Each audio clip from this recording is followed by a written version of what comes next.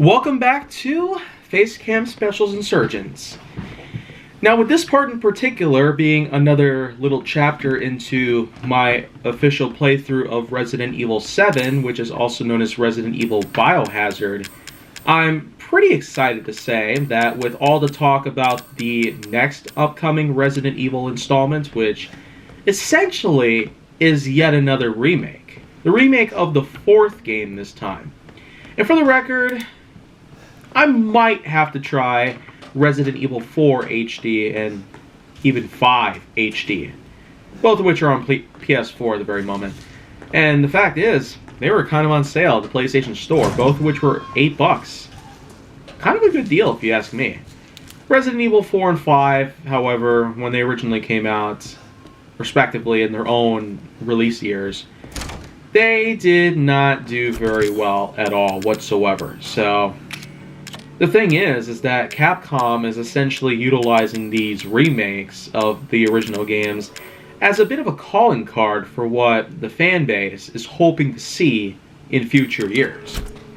Now, Resident Evil Village being the latest sequel in the whole franchise, I mean, it was okay for what it was, but it really didn't need to happen. Resident Evil Biohazard, it was definitely quite a way to give us a nice continuation from, a good perspective.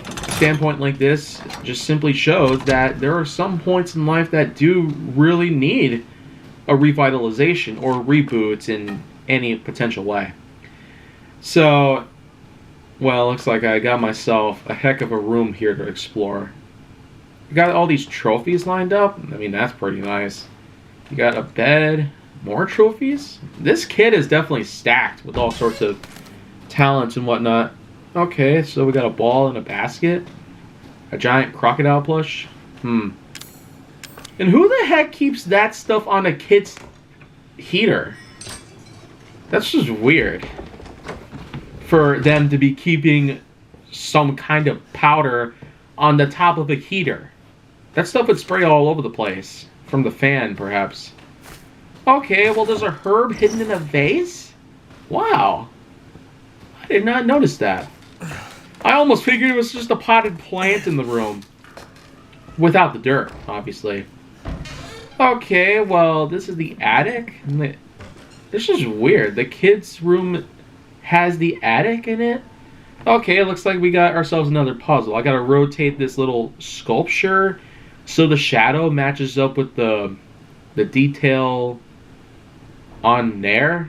I got a feeling I'm gonna be here for a while though, because look at how complex it is. Like, don't you think that's weird for that to happen? But I mean, I'm still pretty intrigued at how well Capcom was able to execute the puzzle solving methodology here, but sometimes it's a little too complex. And it looks like in this case, I'm having a lot of trouble trying to put this thing together. And so, like I said, I'm probably going to be here for a while. But going back to what I was saying about Resident Evil 4 Remake, I'm pretty darn excited about this one. The first three remakes were a heck of a good trilogy of masterpieces, so I do hope that Capcom understands the facts that are in play, and that the fan base does not want any more of this kind of stuff. It was one thing for Biohazard and Village to respectively give us a nice way to reboot the franchise, but considering what Resident Evil 4 did back in 2005, and then over the span of about 12 years up until Biohazard's release, they have not been doing a great job by giving us all these sequels and whatnot. Then there's the Revelations duology, parts 1 and 2, both of which were released about a year apart. And even though they're both on PlayStation 4, I don't really feel a lot of obligation to play them.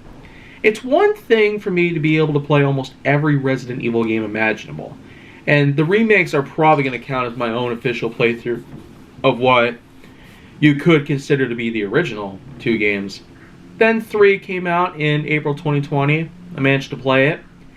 And it's a surprisingly good, part 3 for a part 3 in a franchise. Usually 3 is deemed as never as good. as 2 or 1.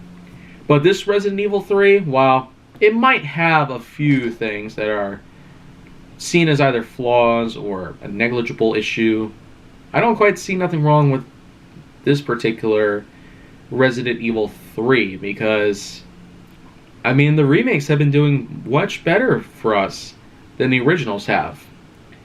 And man, wow, this sculpture thing is super tough to get through. Like, I don't even know how it's freaking done. How do I, like, get through like that? Well, I mean, as you can just see, it's probably not going to be done by any means. So, okay. I got both of that stuff, but I can't pick it up. That's really bad. Alright, well, any way you look at it, this sure is quite a way to, you know, make a nice continuation on certain things. I would probably hope to have more original stuff in the future, but I probably won't count on it very much. Any other way you look at it, though, I'd say things have been going along pretty smoothly.